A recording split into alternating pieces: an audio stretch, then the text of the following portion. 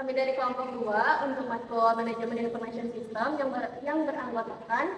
Perkenalkan, nama saya Rivaldi Julianara dengan NPM 0211222280. Perkenalkan, nama saya Andi Ganggar Putra dengan NPM 0211222290. Perkenalkan, nama saya Anissa Ida Kedua dengan NPM 0211222293. Nama saya Rahmada Niati dengan NPM 0211222306. Nama saya Alda Rustiazati dengan NPM 02212238. Kelompok kami ingin menjelaskan materi tentang manajemen informasi sistem. Apa yang kamu ketahui tentang sistem informasi manajemen? Sistem informasi manajemen adalah suatu sistem yang digunakan untuk mengelola informasi yang berkaitan dengan kegiatan manajemen suatu organisasi atau bisnis. Yang tujuannya ini adalah untuk membantu manajemen dalam membuat keputusan yang tepat dan efektif. SIM ini meliputi berbagai aspek seperti pengumpulan, penyimpanan, pengolahan, dan distribusi informasi yang relevan bagi manajemen.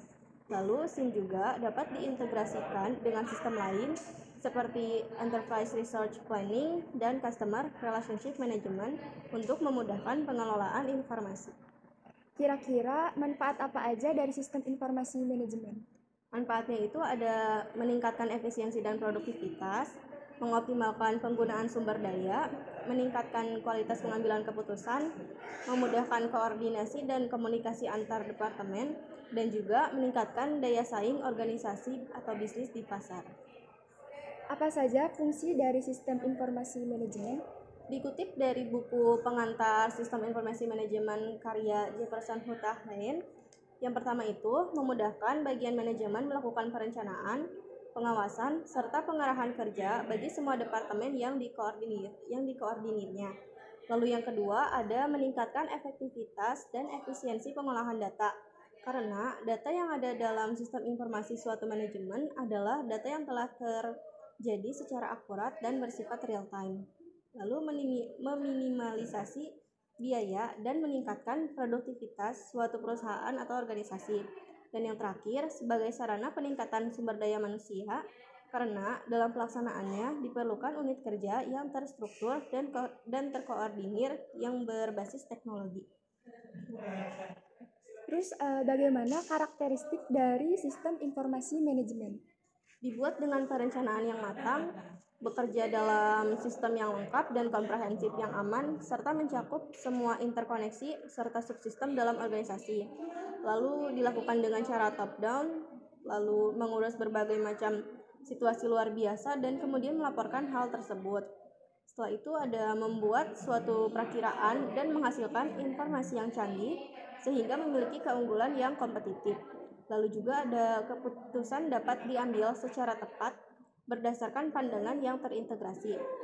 Lalu menyederhanakan suatu operasi dengan banyak kepraktikan di dalamnya, memiliki basis data yang baik sehingga dapat menopang sistem dengan kuat, dan yang terakhir bersifat fleksibel sehingga mudah untuk dibagikan kepada sistem yang lebih kecil. Terima kasih. Maksud dengan sistem? Sistem adalah sekumpulan unsur atau elemen yang saling berkaitan dan juga saling mempengaruhi dalam melakukan kegiatan bersama untuk mencapai suatu tujuan. Tujuan daripada sistem tentu berbeda, bisa saja sama ataupun mungkin berbeda. Mungkin banyak contoh, misalnya sistem informasi. Tentu tujuan dari sistem ini adalah untuk mengumpulkan data input dan menyimpannya, lalu diproses secara sistematis. Lalu apakah mungkin ada sistem dalam suatu sistem? Di dalam suatu sistem terdapat sistem lain yang merupakan bagian kecil dari sistem yang lebih besar. Misalnya Universitas Pakuan sebagai suatu sistem dan subsistemnya itu kayak kelas, papan tulis, meja, dan sebagainya. Memiliki banyak klasifikasi, salah satunya sistem alamiah dan buatan. Bisa tolong dijelaskan apa pengertiannya? Betul bahwa sistem memiliki banyak klasifikasinya seperti sistem abstrak dan fisik dan juga lain-lain. Terkait sistem alamiah dan buatan, jadi sistem alamiah adalah sistem yang terjadi melalui proses alam, tidak dibuat oleh manusia, contohnya sistem tata surya. Sementara sistem buatan manusia adalah sistem yang dibuat oleh manusia yang melibatkan interaksi antar manusia dengan mesin, contohnya sistem komputer. Lalu apa perbedaan data dan informasi? Kalau data biasanya berupa simbol atau angka seperti 1,5 GB, 1000, 20 April, dan lain-lain. Sedangkan informasi adalah data yang telah diolah yang memiliki arti atau nilai tambah. Informasi akan memberikan pemahaman atau pengetahuan. Bagaimana perkembangan sistem informasi dari waktu ke waktu? Perkembangan sistem informasi yang pertama dimulai dari periode pramekanik. Periode ini komunikasi menggunakan simbol dan data gambar untuk menyampaikan informasi. Selanjutnya ada periode mekanik. Sistem cetak ditemukan oleh Gutenberg dari Jerman pada tahun 1600. Lalu ada periode elektromagnetik. Diperkenalkan komputer yang pertama yang digunakan untuk menyimpan program dan data pada tahun 1948. Lalu ada periode elektronik. Periode ini di Departemen Pertahanan Amerika Serikat yang mendirikan ARPANET, merupakan cikal bakal dari internet yang digunakan sampai saat ini. Komponen dalam sistem informasi mencakup apa saja? Untuk komponennya ada hardware yang merupakan alat fisik yang terlihat jelas, termasuk juga alat pengelolaan data seperti keyboard, CPU, dan lain-lain. Lalu ada software terdiri dari dua bagian, yaitu perangkat lunak aplikasi dan perangkat lunak sistem. Selanjutnya ada prosedur, jaringan telekomunikasi, basis data. Setelah semua komponen perangkat tersedia, manusia menjadi penggerak utama dari sistem informasi itu sendiri. Adakah dampak yang ditimbulkan dari sistem informasi terutama pada organisasi dan manajemen? Tentu ada. Untuk dampak positif ya, yang pertama untuk mempercepat arus informasi, kemudahan dalam mengakses informasi baru, mengurangi biaya operasional, dan memperluas jangkauan. Untuk dampak negatifnya, seperti kebocoran data atau informasi, pencurian data atau informasi, gangguan akses, dan kerugian yang tidak terduga. Lalu untuk dampak terhadap organisasi, berbagai dampak sistem informasi pada perusahaan akan memudahkan pengelolaan bisnis dalam mengubah data menjadi keuntungan yang kompetitif dan merespon perubahan pasar dengan lebih cepat, mengurangi biaya operasional dan meningkatkan layanan kepada pelanggan. Apa itu informasi?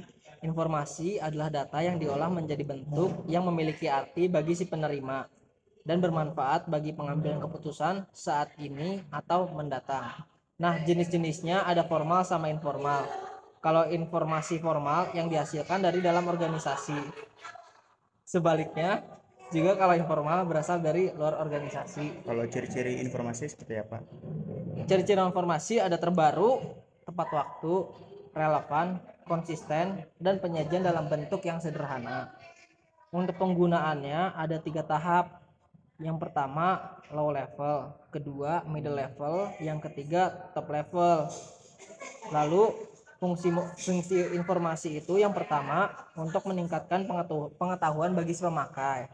Yang kedua, untuk mengurangi ketidakpastian dalam proses pengambilan keputusan pemakai.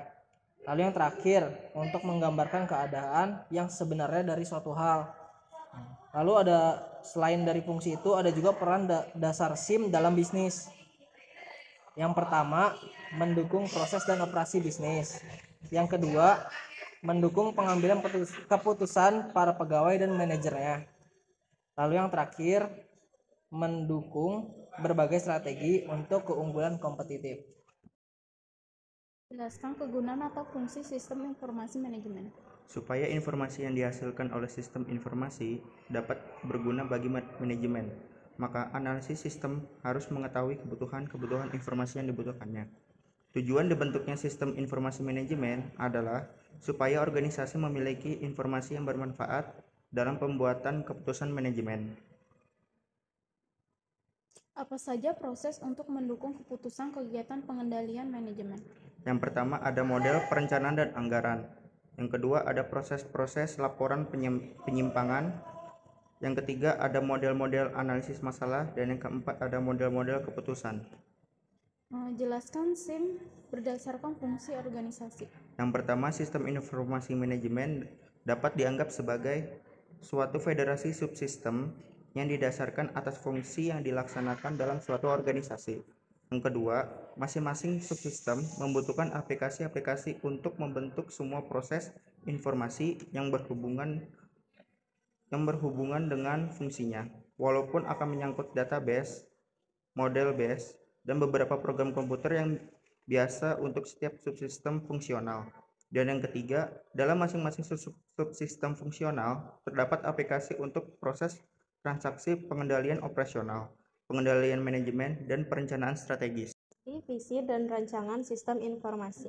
Menurut Martin, visi informasi adalah ungkapan tertulis tentang keadaan masa depan dan apa yang diharapkan untuk kepentingan penggunaan informasi dan manajemen organisasi. Sedangkan rancangan teknologi informasi adalah cara sumber daya informasi seharusnya digunakan untuk mencapai visi informasi. Lalu bagaimana membuat visi dan rancangan? Penentuan visi dan rancangan informasi sepertinya proses pembuatan visi merupakan hal yang sulit. Untuk itu diperlukan pemahaman tentang kebutuhan akan masa depan dan penentuan keseimbangan aspek manajerial dan teknologi informasi. Sebelum visi dan rancangan dibuat, maka untuk menjamin kesuksesan pembuatan visi dan rancangan tersebut diperlukan beberapa persyaratan, yaitu 1. Orang-orang yang berpartisipasi dalam pengembangan visi dan rancangan teknologi informasi. 2. Harus disadari adanya kompleksitas dan luasnya penerapan teknologi informasi. Yang ketiga, adanya fasilitator, harusnya ada orang yang terpilih. Bagaimana dengan langkah-langkah pengembangan visi dan rancangan informasi? Langkah-langkahnya yaitu 1. Review status organisasi saat ini. 2.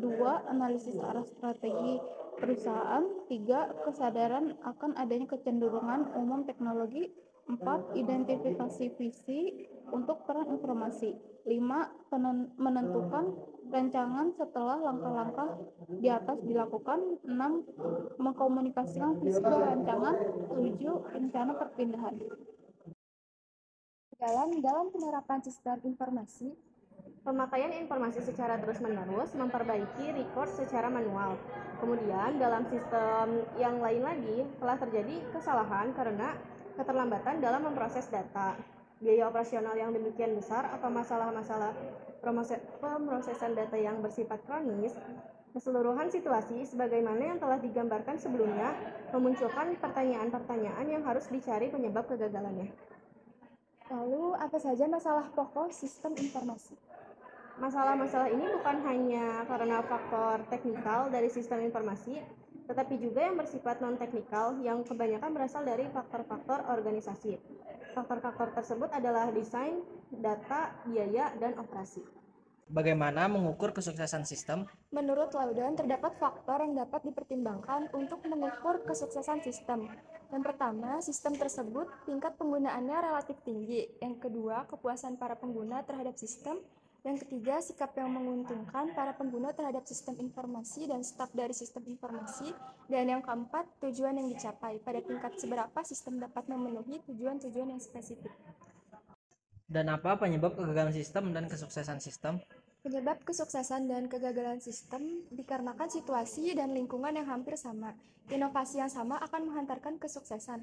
Namun, kegagalan unsur yang lain dalam organisasi merupakan penyebab kegagalan. Hal ini disebabkan karena fokus penjelasan terdapat pada pola implementasi yang berbeda. Apa itu implementasi konsep? Implementasi konsep merujuk pada semua aktivitas organisasi yang dilakukan terhadap adopsi manajemen dan inovasi rutin. Organisasi memilih para pelaku yang diyakini cocok karakteristik sosialnya. Lalu terdapat beberapa contoh di mana organisasi tidak dapat dukungan dari manajemen puncak. Apa tindakan kesuksesan implementasi sistem? Adapun tindakan dan indikator kesuksesan implementasi sistem ialah yang pertama, dukungan dana dari dalam. Lalu yang kedua, ada update sistem secara rutin. Yang ketiga, ada penyusunan organisasi baru. Nah, dalam konteks implementasi, analisis sistem adalah agen perubahan. Analisis hanya mengembangkan solusi teknis, tetapi juga mendefinisikan konfigurasi, interaksi, aktivitas, pekerjaan, dan hubungan struktur antara berbagai kelompok dalam organisasi. Analisis merupakan katalis bagi keseluruhan proses. Studi tentang kasus atau isu-isu seperti yang pertama, konflik antara orientasi teknis dari mesin, spesialis sistem. Lalu yang kedua, dampak sistem informasi pada struktur organisasi, kelompok kerja, dan perilaku. Lalu yang ketiga, ada tingkat partisipasi penggunaan dalam proses desain dan perkembangan sistem. Apa penyebab kegagalan sistem dan kesuksesan sistem? Penelitian ini merumuskan 5 dimensi kegagalan informasi antara lain sebagai berikut. Yang pertama ada dimensi organisasi. Kesuksesan suatu penerapan sistem informasi sangat dipengaruhi oleh faktor-faktor organisasi dalam sebuah pemerintah, baik pemerintah pusat, pemerintah daerah, maupun organisasi-organisasi di bawah pemerintah. Yang kedua, ada dimensi SDM. Dimensi ini merupakan dimensi yang mencakup faktor-faktor manusia sebagai pelaksana teknis maupun pengguna.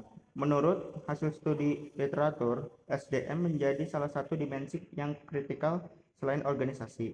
Lalu ketiga, ada dimensi teknologi. Teknologi merupakan dimensi dalam kegagalan sistem informasi yang mencakup keseluruh aspek yang berhubungan dengan teknis dan infrastruktur teknologi informasi atau TIK. Dimensi ini biasanya berkaitan erat dengan keuangan, di mana membutuhkan alokasi anggaran yang terbesar dibandingkan dengan aspek-aspek lainnya. Lalu yang keempat, ada dimensi layanan. Sistem informasi dalam suatu organisasi yang sudah diadakan maupun dikembangkan perlu dibarengi pula dengan layanan yang mendukung sistem informasi itu sendiri.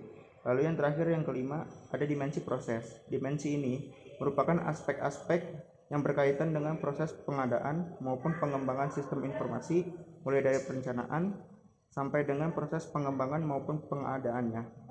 Lalu ada indikator dimensi proses antara lain. Yang pertama ada perencanaan, yang kedua ada kompleksitas, yang ketiga ada kebutuhan BPR, yang keempat ada interoperabilitas integrasi, yang kelima ada manajemen proyek. Apa saja model evaluasi sistem informasi?